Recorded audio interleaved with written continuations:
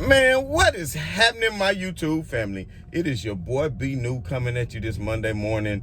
I want to wish everybody, I hope everybody had a great weekend.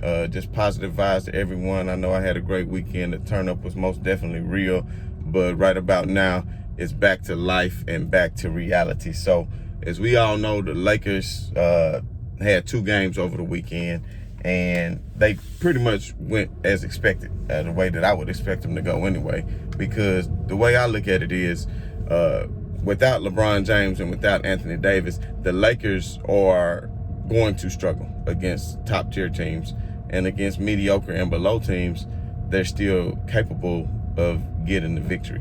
So, like, with that being said, when the Lakers took on Sacramento, it was better than expected, because not only did they win the game, but they really took it to them, and they were having fun, and that's the main thing. But what I'm noticing is they are starting to trust each other more, because without LeBron James orchestrating and setting up so many people with the way that he plays the game and his approach to the game to get all these other players involved, they have to figure it out themselves. So as they try to figure it out, that's only going to give them more cohesiveness as a unit when LeBron James and Anthony Davis do come back. And it's just still unfortunate that Andre Drummond is out. He was up to a game time decision yesterday, but it's just still too much uncomfortableness on his, if that's even a word, but y'all know it's Monday morning, so bear with me. But he was still feeling very uncomfortable as far as being able to play an entire game with the toenail still being missing. But at the end of the day, at some point, he's going to have to return to the lineup and just deal with the pain, because the Lakers definitely need him, and there's only so much time left in the season. And 9 out of the Lakers' next 10 games are against opponents that are pretty much in the playoffs or scratching for the playoffs, and it's going to be a very tough schedule and a very hard road to travel for the Lakers, especially without LeBron James. And we know LeBron tweeted out the other night that he just really missed hooping. He woke up in the middle of the night and said, "Man, I just miss hooping." So it's been almost 3 weeks now, if I'm not mistaken. So I would suspect in the next week or so, and I think April the 20th would put it right at the time of a month. So I would expect for LeBron to start getting real close to coming back, because there's only so much time left in the season. They did say Anthony Davis still is a ways away from coming back. So that's not good news for the Lakers, because at some point, but I think what they're really doing is they don't want to rush him back. And right now, I think as long as the Lakers feel like they're not in danger of losing seeding in the playoff, then they're going to keep trudging along with the lineups that they have and beating the weaker opponents. Because if they can just manage, like I think they've been 6-10 or 4-6 or something since LeBron been gone, I'm not sure, but whatever it is, if they can just manage to hover around 500, I think they'll be good. They may fall down to the 8th or the 9th, but you have to look at it. They're still 4 games ahead of the 8th spot, which is now the Memphis Grizzlies. And you saw what the Memphis Grizzlies did to the Philadelphia 76ers on yesterday. So the West is very deep. We know Portland is hanging around, Denver is hanging around, and we already know what the top seeds are looking like. So I think as long as the Lakers can hover around the 7th or 8th spot, then they're going to be just fine. So what the Lakers really need to start focusing on now, because I don't know if you all know it, but I want to say April the 9th is the last day that you can pick a player up off waivers and still have that player be able to contribute in the playoffs.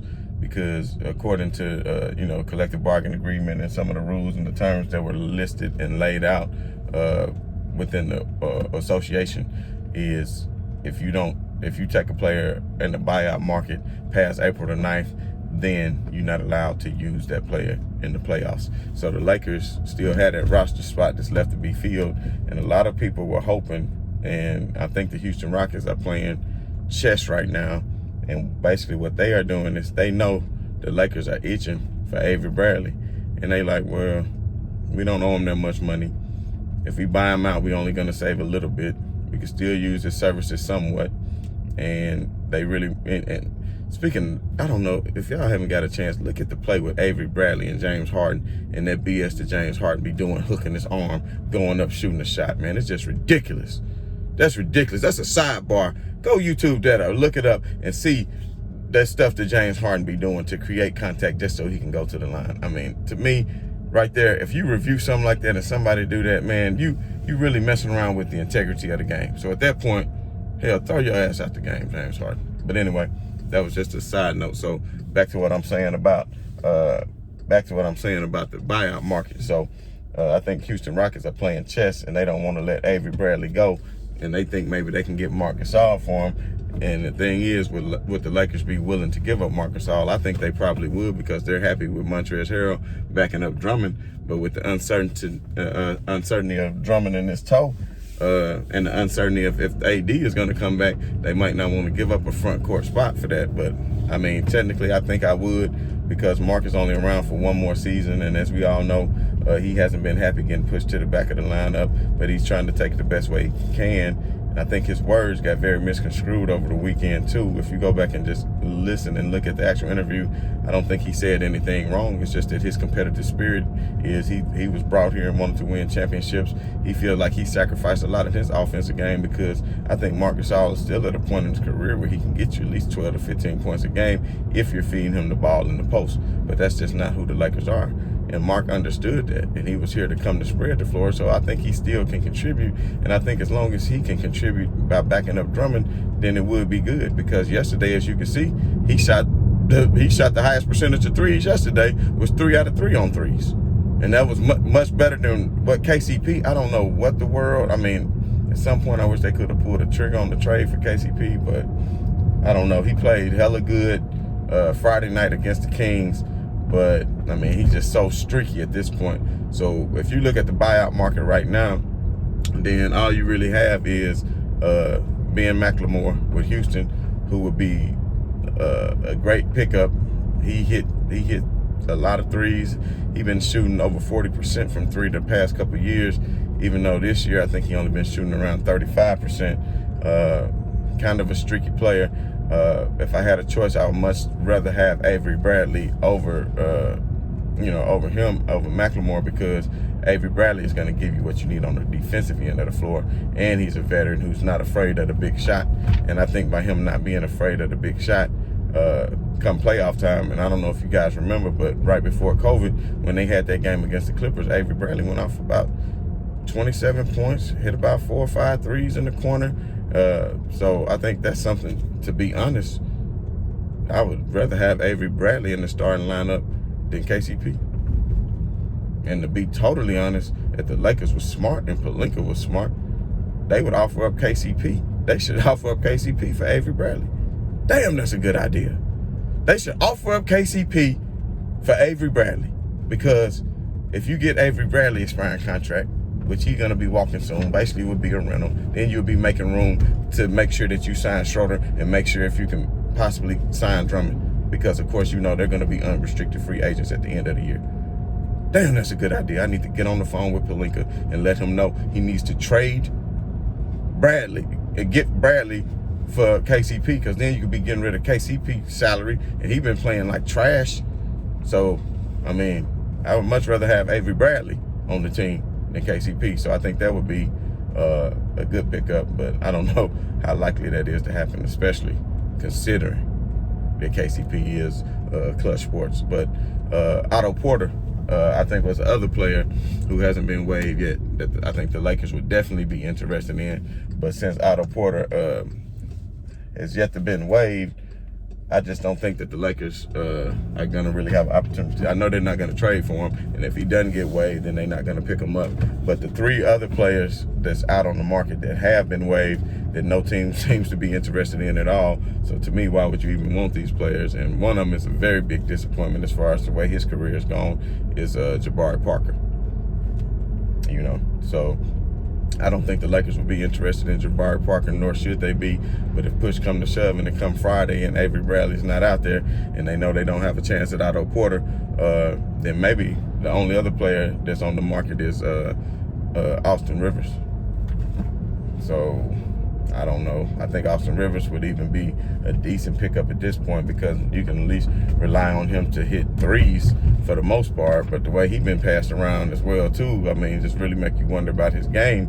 especially at this point. I mean, he played with the Clippers, played with the Sixers. I mean, he could hit open threes, but at this point, I think the Lakers need to really add some more of value than those three players. So Ben McLemore, maybe. I think he could get hot. His last game before he got waived, he hit 7 threes in one game. But see, that's the thing. He has the Lakers are not built like Houston. You know, the Houston Rockets, as we all know, take a lot of threes every game. The Lakers, that's not really their offense. So if he only going to get 3 or 4 shots a game, 3 or 4 opportunities, he might end up 0 for 4, 1 for 4, 1 for 5 for the night. He really is that type player who really needs to get up about 8 or 9 threes a game. And if he can, I mean, if he can hit 40% of that and hit 4 threes a game, then that wouldn't be bad. But at the end of the day, I think the Lakers sometimes force the 3 up too much. When you got excellent ball movement and you keep shooting the threes, players are biting on that. So I think that's the opportunity for you to go ahead and put the ball on the floor and try to drive to the hole and see what other opportunity you could create for yourself. But anyway, so back to this weekend's game. Like I said, the Lakers pretty much did what we expected them to do. The Clippers pretty much did what they expected them to do. So, you know, the Lakers' next game is against the Toronto Raptors. And we saw what they did to Golden State Warriors. And that's why I really think that the Lakers are not in danger of missing the playoffs, because the Golden State Warriors are struggling so mightily and the other teams that's beneath them are struggling so mightily. So at the end of the day, I don't think that the Lakers give up a 4-game lead. Now, you know, of course, the Lakers had this marquee matchup on Saturday against the Clippers. And then next Saturday, they got the marquee matchup. Against the Nets. But as we all know, without LeBron James and without Anthony Davis, it's just not going to be lived up to the hype that we want to see it. And then also, speaking of the Nets, we saw Kyrie without the likes of a James Harden, which, speaking of James Harden, like I was saying, was a top MVP candidate, because you can see how good he makes that New Jersey. Damn it, I'm so used to New Jersey. Shout outs to the New Jersey Nets, but he makes that Brooklyn team look so good. Even without KD and without Kyrie, you saw what James Harden was able to go on the road and do against Western Conference teams on that road trip and pull off those victories. And Kyrie Irving, he's just not capable of doing it, as we saw yesterday, as they fell to the Chicago Bulls. So everybody want to write the Nets into the championship, but guess what? There's still a lot of games to be played. We saw what happened in the bubble last year. If the fans are going to be limited, it all depends on how comfortable some of these players get. Some of these players that hadn't had to play in these big moments, who don't have a lot of fans screaming and yelling, and then they get into a zone, and then the pressure is not on these younger players who haven't been in this situation before. The pressure is going to be on the likes of the Kawhi Leonards of the world, who keep failing in the playoffs. That's who the pressure is going to be on. And guess what? You know who don't feel pressure? LeBron James. So, speaking of LeBron James, man, it's just so unbelievable how many comments and things I saw all over the web this weekend talking bad about the Space Jam 2 trailer. So I had to go check it out for myself, and I was like, hey, it looked like a damn good movie for me. And I mean, of course, I'm a LeBron James fan, but at the end of the day, come on, don't hate on a movie. I mean, it's just a movie, but they love Jordan so much, they want to diminish anything that LeBron do. So you got grown-ass men out here who won't even take their kids to a movie, and out here want to brainwash their kids to hate another grown man. Like this man did something to them. Sometimes I be wondering, I mean, that just shows you how propaganda is, and how the media and just different, you know, forms of the media, whether it's print media, whether it's electronic media, how it can, I won't say brainwash, but it can really just not control you, but just really make you feel like you have to do a certain thing. You know, that's what capitalism in all America is built on. Like, you have to have this new car, you have to have this, because that's what they brainwash you in your mind. When if you're a real boss, you could have the same car that you had for the past 20 years, as long as it's getting you to point A to point B, then you saving money. and then you can have more money to travel and do the other finer things in life. But you're too busy wanting to keep up with the Joneses and say, oh, well, look at my rims, look at my new car I got, I got to get the next one, get the new damn Camaro. The Camaro, now the Camaro look different, so I got to get this one. Oh, because you got the old Camaro. Man, y'all got to stop that. If you got it, then flaunt it. But if you don't try to be out here trying to impress the next person and then hurting yourself. Because if you want to get to a place you really want to be in, then you're only doing it for yourself anyway. And if you're living your life to make somebody else happy, then you're really falling off. And I'm sorry for that sidebar, but sometimes I got to interject some real life situations into this. And speaking of that, like Dame Dollar responded to somebody on Instagram yesterday who was telling him, oh, you'll never be, your legacy, you'll never win a championship, blah, blah, blah, and he didn't say what Westbrook said and say, I'm a champion of life or anything like that. But what Dame Dollar did say was, hey, when it's all said and done, if I don't win a championship, I'll be still somewhere on the beach sipping a margarita, enjoying my millions. And guess who I won't be thinking about? You. So while you worried about me, guess what? I'm comfortable and happy where I am. So at the end of the day, it's all about happiness. And that's why I like LeBron James, because even though he has had his failures in the finals, he embraces it. And he knows that's what makes him strong as a person. And he got tough skin. And I'm pretty sure he's not jumping in nobody's DMs and cussing them out. Because do you know how many people probably said and threatened and said things to him and he just had to ignore it? But anyway, I won't get sidetracked too much with this. We know the Lakers' next game is against the Raptors.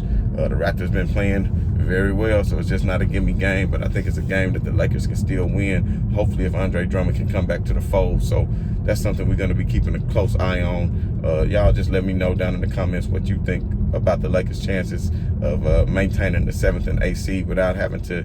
They really need to maintain the 6th seed without falling into one of those play-in games, because I really hate to see them have to rely on one game for a play-in game, because you just never know what could happen. So anyway, the season is getting shorter, so too bad LeBron had these injuries, but it's just something you got to deal with. But there's a lot of games on the slate for tonight. So as always, this is your boy B New. I'm saying right on to the real, and much love to the haters. I'm out.